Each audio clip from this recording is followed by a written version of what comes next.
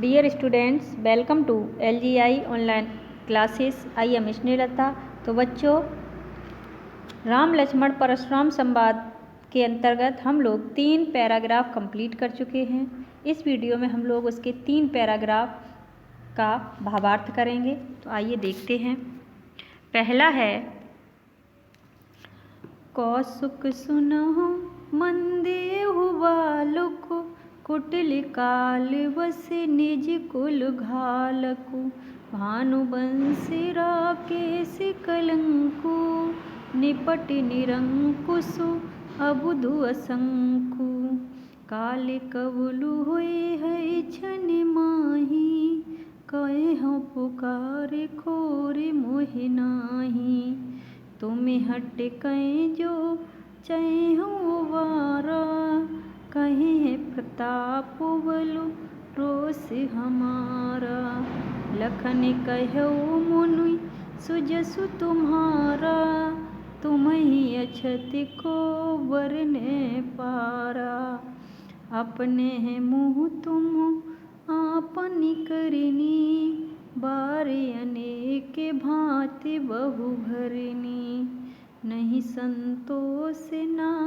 तै पुण्य कछु कहूँ, जनि ऋषि रोक दुसै दुख सहूँ, वीरवती तुम धीर अछोवा, गारी देते न पावहु शोभा। इसमें देखिए कि परशुराम को लक्ष्मण की व्यंग भरी बातें सुनकर के क्रोध आ गया है, तो और वह विश्वामित्र से बोले हैं। जब ऊपर का दोहा हम लोगों ने पढ़ा था तो उसमें लिखा था कि सूर समर करनी करें न इसमें पढ़ा था हमने कि जो लोग के अनुचित कहें क्षमा महामुनि धीर। तो लक्ष्मण जी कहते हैं कि अगर हमने आपसे कुछ भी अनुचित कह दिया है तो आप हमें क्षमा कीजिए। सुनी सरोस रघुवंश मुनि बोले ग्रा गंभीर, यानी कि परशुराम क्रोधित होकर के विश्वामित्र से बोले हैं कि हे विश्वामित्र, यह बालक कौशिक सुनो। कौशिक का मतलब होता है विश्वामित्र। सुनो मंद यह बालक, हमें लगता है कि यह बालक कुबुद्धि और दुष्ट है। यह हमें लगता है कि कुबुद्धि है, यह मंद बुद्धि बालक है। कुटिल काल बस निज कुल घालक, यह काल यानी कि मृत्यु के बस में आकर अपने कुल का घातक बन रहा है, यानी कि ये अपने कुल को संकट में डाल रहा है। काल कबलू हुई है छन माही, भानुवंश राकेश कलंकु, निपट निरंकुश अवध असंखु, यानी कि हे विश्वामित्र, जिस तरह से सूर्यवंशी बालक चंद्रमा पर लगे हुए कलंक के समान है, जिस तरह से सूरज पर चंद्रमा कलंक है, उसी तरह से यह बालक अपने कुल के लिए कलंक बनेगा। मुझे यह पूरी तरह उदंड, मूर्ख और निडर लगता है। यह क्षण भर में काल का ग्रास हो जाएगा, यानी कि निपट निरंकुश अबुध असंखु, यह बालक कुबुद्धि है, दुष्ट है, यह निडर है, यह मूर्ख है, उदंड है, यानी कि किसी का सम्मान करने वाला नहीं है। काल कबलू हुई है क्षण माही, यानी कि एक क्षण में ही यह काल का निवाला बनने वाला है। कहों पुकार खोर मोर नाई, मैं इसे क्षण भर में ही मार डालूंगा। मैं अभी से यह बात कह रहा हूँ, बाद में मुझे दोष मत दीजिएगा, बाद में हमसे मत कहिएगा कि हमने आपको बताया नहीं। तो मैं हटकूँ जो चाहूँ उबारा, मैं आपसे कहता हूँ कि आप इसको अगर बचाना चाहते हो, आप चाहते हो कि ये मेरे क्रोध से बच जाए, तो इसे मेरे प्रताप और बल के बारे में बताइए। इसे अधिक बोलने से मना कीजिए, इसे बताइए कि मैं कितना प्रतापी हूँ और मुझ में कितना क्रोध है। लखन कहे मुनि सुजस तुम्हारा, लक्ष्मण इतने पर भी नहीं माने और परशुराम को क्रोध दिलाते हुए बोले, हे मुनिवर, आपका श्रेयस आपके रहते हुए दूसरा कौन वर्णन कर सकता है, यानी कि आप यहाँ पर उपस्थित हो, तुम्हें अछत को बरने पा रहा है, यानी कि तुम्हारे अलावा यहाँ पर कौन ऐसा है जो आपका वर्णन कर पाएगा। आपन मुँह तुम आपन करनी, आपने तो अपने ही मुँह से अपनी करनी और अपने विषय के बारे में अनेक बार बताया है। यदि अनेक बार अनेक भांति बहु भरनी, यानी कि आपने अपने मुंह से ही अपने कर्म के बारे में और अपने क्रोध के बारे में कई बार बताया है। नहीं संतोष, अगर इतने में भी आपको संतोष नहीं हुआ है तो कुछ और कह दीजिए। नहीं संतोष था, पुण्य कुछ कहेंगे, पुण्य का मतलब होता है पार। तो आपको अगर फिर भी संतोष नहीं है तो आप अपनी तारीफ और कर लीजिए। जन ऋष रोक दुसह दुख संयम, आप अपना क्रोध रोक करके अपने आप को दुख क्यों दे रहे हो, क्यों दुख सहन कर रहे हो। वीरवती, आप वीरता का व्रत धारण करने वाले, तुम धीर अछोवा और धैर्यवान और क्षोभ रहे थे। आपको गाली देना शोभा नहीं देता है, यानी कि आप वीरवती यानी कि वीरता का धारण करने वाले हो। तुम धीर अछोवा, तुम धैर्यवान हो और क्षोभ रहित हो, यानी कि क्रोध रहित हो, लोभ रहित हो। तो आपको ऐसी स्थिति में गाली देना शोभा नहीं देता है। आगे देखिए क्या कह रहे हैं कि सूर समर करनी करें, सूर समर करनी करें, कहीं न जना वहीं आपू, बेत मान रनि पाए रे पो, कायर कथई प्रतापू। तो जो लक्ष्मण जी कहते हैं कि जो सूरवीर होते हैं वे अपनी करनी युद्ध में दिखाते हैं, बातों से अपना वर्णन नहीं करते, यानी कि अपनी जबान से नहीं कहते हैं, बातों में अपने युद्ध का वर्णन नहीं करते, अपने पराक्रम का वर्णन नहीं करते हैं। और मैं तो उस शत्रु को भी युद्ध में उपस्थित पाकर भी अपने प्रताप का व्यर्थ बातें करना वाला कायर ही हो सकता है, यानी कि मैं तो उसे भी कायर समझता हूँ जो युद्ध भूमि में उपस्थित हो और अपनी बातों से अपना पराक्रम दिखाए, अपनी करनी से नहीं, तो वो भी कायर ही कहलाएगा। आगे देखो,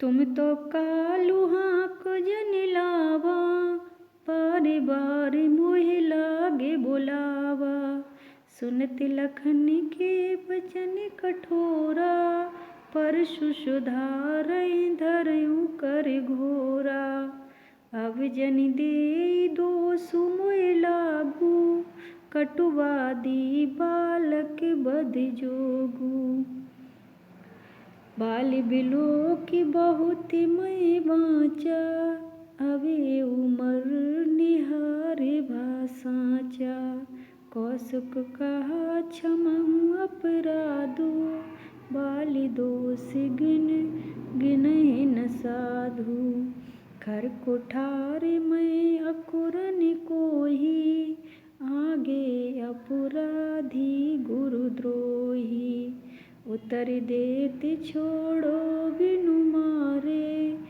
केवल कौशुक शील तुम्हारे, नाते ए काट कुठार कठोरे, गुरही उर्नि हो तऊ श्रम थोरे। तो यहाँ पर क्या है कि तुम तो काल हाँक जन लावा। अब लक्ष्मण जी ये कहते हैं कि तुम तो काल हाँक जन लावा, हमें तो ऐसा प्रतीत होता है कि आप हमारे लिए काल को हाँक यानी आवाज़ लगाकर बार बार मेरे लिए बुला रहे हो।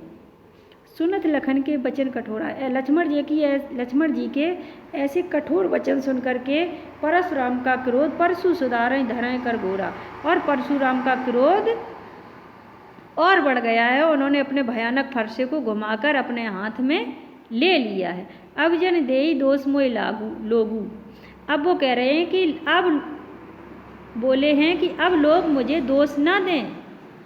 कटुवादी बालक वध जोगी, यह बालक इतने कड़वे वचन बोलने वाला यह बालक मेरे हाथों मारे जाने योग्य है। बाल बिलोक बहुत मैं बाँचा, यानी कि मैंने बालक समझ करके इसे बहुत बार बचाया, पर अब यह सचमुच मरने वाला है। पर ये मरनेहार वा साँचा, अब ये सचमुच मरने वाला है। कौशुक कहा क्षमऊ अपराधी, जब परशुराम के क्रोध को देखकर विश्वामित्र उठ खड़े हुए, देखा है कि परशुराम बहुत ही क्रोधित हैं, तो विश्वामित्र जो है वो उठ करके खड़े हो गए। कौशिक कहा क्षमऊ अपराध, उन्होंने कहा है, खड़े होकर के बोले हैं कि क्षमा अपराध क्षमा कीजिए। बालकों के दोष और गुण साधु लोग नहीं गिना करते, तब परशुराम ने कहा है कि ये मेरा दुष्ट फरसा है, मैं स्वयं दया रहित और क्रोधी हूँ। खर कुठार में अकुरन रोई, यानी कि खर ये दुष्ट है, ये जो फरसा है वो बहुत ही दुष्ट है। मैं अकुरन को ही, और मेरे अंदर कोई भी दया करुणा नहीं है। आगे अपराधी गुरुद्रोही, और उस पर यह गुरुद्रोही मेरे सामने उत्तर दिए जा रहा है, यानी कि यह जो बालक है वो गुरु का अपमान करने वाला है और हमारे सामने ये उत्तर पे उत्तर दिए जा रहा है। उत्तर देत छोड़ो बिन मारे, यानी कि उत्तर देते हैं, बताते हैं कि मैंने केवल आपके सील के, केवल कौशिक सील तुम्हारे आपके सील के कारण ही इसे बिना मारे छोड़ रहा हूँ, नहीं तो इसे इस कठोर फरसे से काटकर थोड़े ही परिश्रम से गुरु के ऋण से मुक्त हो जाता। ना तो यही कुठार कठोरे, मैं नहीं तो इसे यहीं पर काट डालता। गुरु ही ऋण होते ही श्रम थोड़े, नहीं तो मैं इसे अभी यहीं पर काट डालता और गुरु के ऋण से उद्धार हो जाता। आगे देखिए क्या कह रहे हैं कि गादि सुन कह हृदय हसी, मुनि हरियरे सूझ, आय मैं खांड न ऊख मैं, अजहु न बूझ अबूझ। अब जब ऐसी बात सुनी है परशुराम की, तो जो विश्वामित्र हैं वो गादि सुन, यानी कि परशुराम के वचन सुनकर के कह हृदय हसी, और हृदय में हंसने लगे हैं। अपने मन में सोचा है कि मुनि हरियरे सूझ, यानी कि वो सोच रहे हैं कि इन परशुराम ऋषि को चारों तरफ हरा ही हरा दिखाई दे रहा है, अर्थात चारों ओर विजयी होने के कारण ये राम लक्ष्मण को साधारण क्षत्रिय समझ रहे हैं। आय मैं खांड न ऊख मैं, ये मुनि अभी भी नहीं समझ रहे हैं कि ये दोनों बालक लोहे की बनी हुई तलवार हैं, गन्ने के रस की नहीं, जो मुंह में आय मैं खांड न ऊख मई, यानी कि ये लोहे की बनी हुई तलवार हैं, न कि गन्ने की रस की जो मुंह में रखेंगे और घुल जाएगी।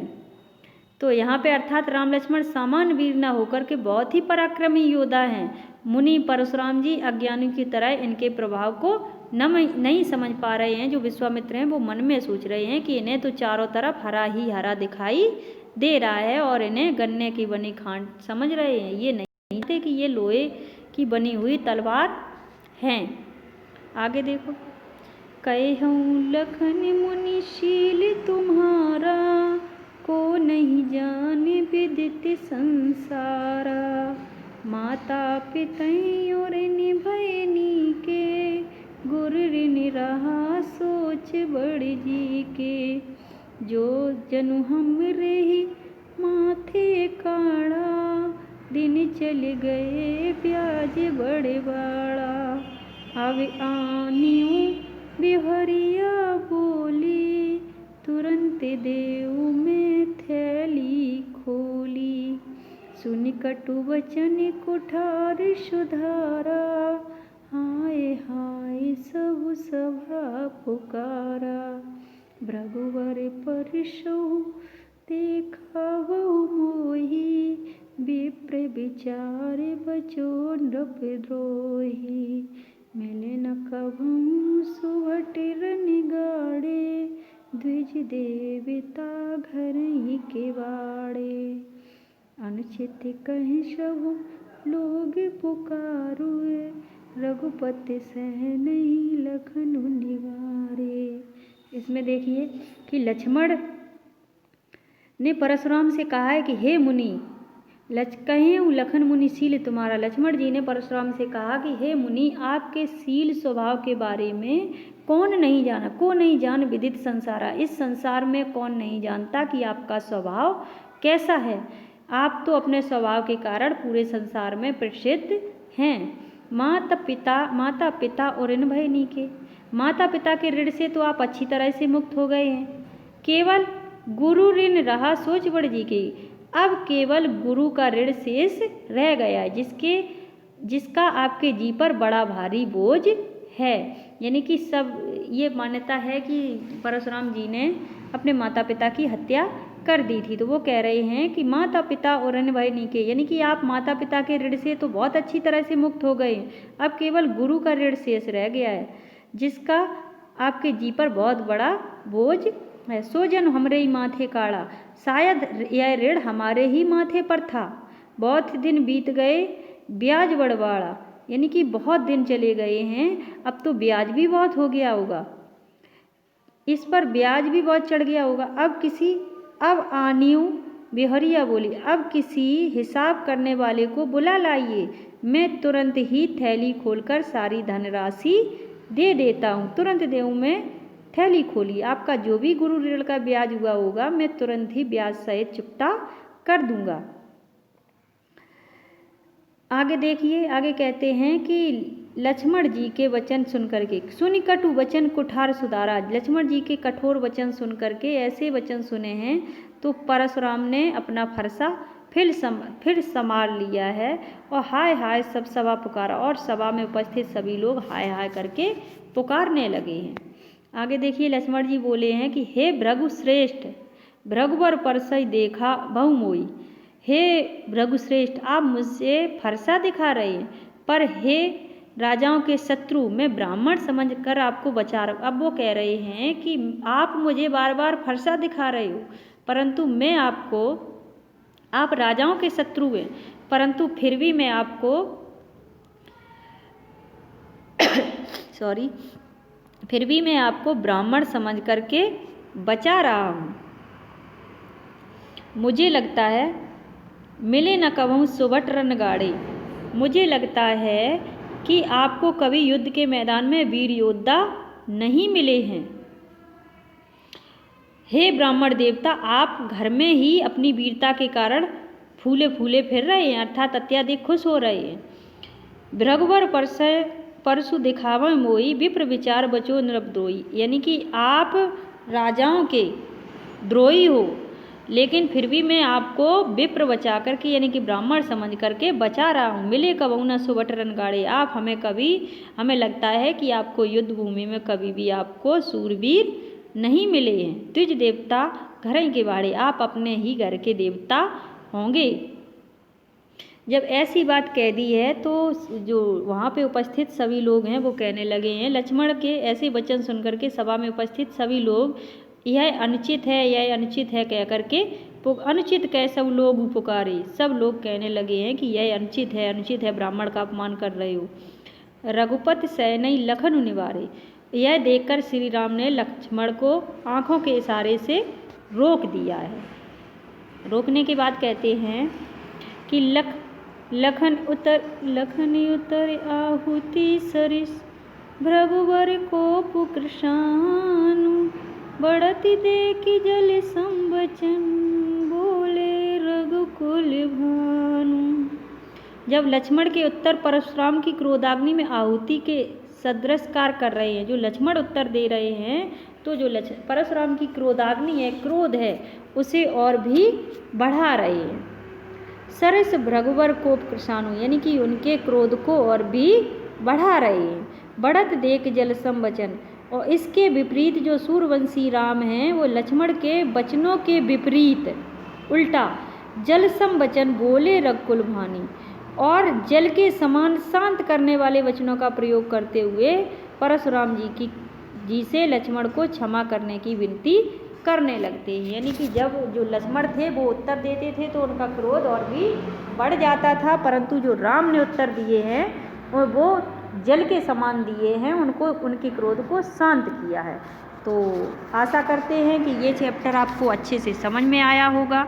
धन्यवाद।